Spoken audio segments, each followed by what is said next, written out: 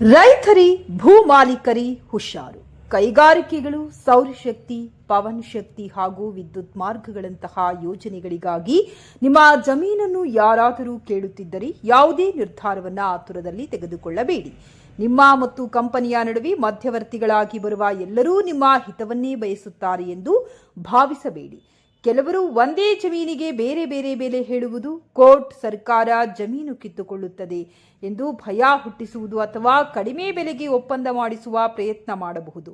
ಒಮ್ಮೆ ಸಹಿ ಹಾಕಿದ ನಂತರ ಉಂಟಾಗುವ ಸಮಸ್ಯೆಗಳು ವರ್ಷಗಳವರೆಗೆ ನಿಮ್ಮನ್ನ ಕಾಡುವ ಸಾಧ್ಯತೆ ಇದೆ.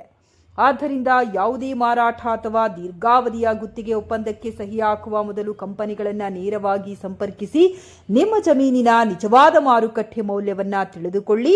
ಒಪ್ಪಂದದ ಪ್ರತಿಯೊಂದು ಷರತ್ತನ್ನ ಓದಿ ಅರ್ಥ ಮಾಡಿಕೊಳ್ಳಿ. ಗುತ್ತಿಗೆಯ ಅವಧಿ, ವಾರ್ಷಿಕ ಬಾಡಿಗೆ ಹೆಚ್ಚಳ, ಭೂ ಬಳಕೆಯ ಹಕ್ಕು, ಒಪ್ಪಂದ ರದ್ದತಿಯ ನಿಯಮಗಳು ಸೇರಿದಂತೆ ಎಲ್ಲ ಅಂಶಗಳ ಬಗ್ಗೆ ಸ್ಪಷ್ಟ ಮಾಹಿತಿ ಪಡೆದುಕೊಳ್ಳಿ. ಸಾಧ್ಯವಾದಷ್ಟು ನೇರವಾಗಿ ಕಂಪನಿಯ ಅಧಿಕಾರಿಗಳೊಂದಿಗೆ ಮಾತನಾಡಿ ಮತ್ತು ಎಲ್ಲಾ ಹಣಕಾಸಿನ ವ್ಯವಹಾರಗಳನ್ನು ದಾಖಲೆಗಳ ಮೂಲಕವೇ ನಡೆಸಿ.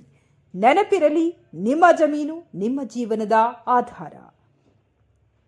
ಮಧ್ಯವರ್ತಿಗಳು ಹಾಗೂ ಒಂದು ತಪ್ಪು ನಿರ್ಧಾರದಿಂದ ದೊಡ್ಡ ನಷ್ಟವಾಗಬಹುದು.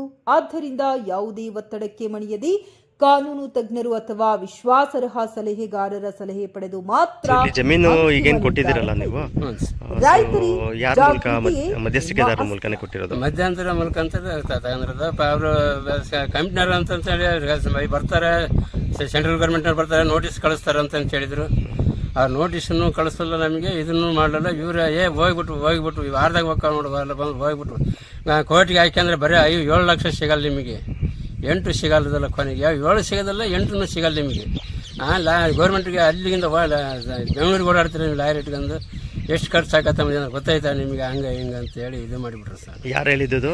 ಇವರು ಸರ್ ಮಧ್ಯಂತರದವರು, ಮಧ್ಯವರ್ತಿಗಳು, ಏಜೆಂಟ್ಗಳು ಅಂತ ಬಂತಾರಲ್ಲ, ಏಜೆನ್ಸಿಗಳು. ಸೊ ಓಕೆ, ಈಗ ಏನೇನು ಸಮಸ್ಯೆ ಮಾಡಿದ್ದಾರೆ ನಿಮ್ಗೆ ಅವ್ರು ಇಲ್ಲಿ? ಇದು ಭಾರಿ ಸಮಸ್ಯೆ, ಹೊಲಗಳದ್ದು ಭಾರಿ ಸಮಸ್ಯೆ ಸರ್. ನಮಗೆ ಹೊಲಗಳ ಸಮಸ್ಯೆ ಅಂದರೆ ಸಮಸ್ಯೆ ಇಟ್ಟು ಹೋಗ್ಬಿಡುತ್ತಂದ್ರೆ ಹೊಲಗಳೇ ಸಿಗ್ತಿಲ್ಲ, ಹಂಗಾಗಿ ಹೋಗ್ಬಿಡುತ್ತೆ ಸರ್. ನಮ್ಗೆ ಏನಾರು ಇದ್ರೆ ಪರಿಹಾರ ಇದ್ರೆ ಕೊಟ್ಟರೆ ಭಾರಿ ಚೆನ್ನಾಗೈತೆ, ಅನುಕೂಲ ಐತೆ ಸರ್ ನಮಗೆ. ಈಗ ನಿಮಗೆ ಪರಿಹಾರ ಎಷ್ಟು ಕೊಡಿಸಿದ್ದಾರೆ? ಜಮೀನಿಗೆ ಎಷ್ಟು ಕೊಡಿಸ್ಬೇಕಾಗಿತ್ತು ಸರ್ ಪರಿಹಾರ? ಅಂದರೆ ಸರ್ ನಮಗೆ ಹೊಲಗಳಿಗೆ ಕೊಡಕ್ಕೆ ಹೋದ್ರೆ 35 ಲಕ್ಷ ಹೇಳ್ತಾ ಇದಾರೆ ಸರ್.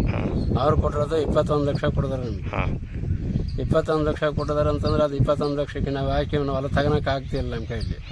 ಅದರಿಂದ ಹಂಗೆ ಇದು ಮಾಡ್ಕೊಂಡು ಸುಮ್ಮನೆ ಪೆಂಡಿಂಗ್ ಇಟ್ಕೊಂಡು ಹಂಗೆ ನೇರವಾಗಿ ಕಂಪ್ನಿಯವರು ನಿಮ್ಮ ಹತ್ರ ಮಾತಾಡಲಿಲ್ವಾ? ನೇರವಾಗಿ ಬಂದರು ಸರ್ ಕಂಪ್ನಿಯವರು, ಮಧ್ಯವರ್ತಿಗಳೇ ಮಾತಾಡಿಸಿ ನಿಮಗೆ ಇದು ಮಾಡಿಸಿರೋದು? ಹ್ಞೂ ಸರ್. ಓಕೆ, ಈಗ ಏನು ಮಧ್ಯವರ್ತಿಗಳೇನಾದರೂ ಇದರಲ್ಲಿ ನಿಮ್ಗೇನಾದರೂ ಅವ್ರು ದುಡ್ಡು ತಿಂದಿದ್ದಾರಾ ಅಥವಾ ಹೇಗೆ? ತಿಂದಿದ್ದಾರೆ ಸರ್, ತಿಂದಿದ್ದಾರೆ. ಮಧ್ಯಂತರ ದುಡ್ಡಿರೋ ಅಷ್ಟೊತ್ತಿಗೆ ಸರ್ ಹಂಗೆ ಮಾಡಿರೋದು ನಮಗೆ.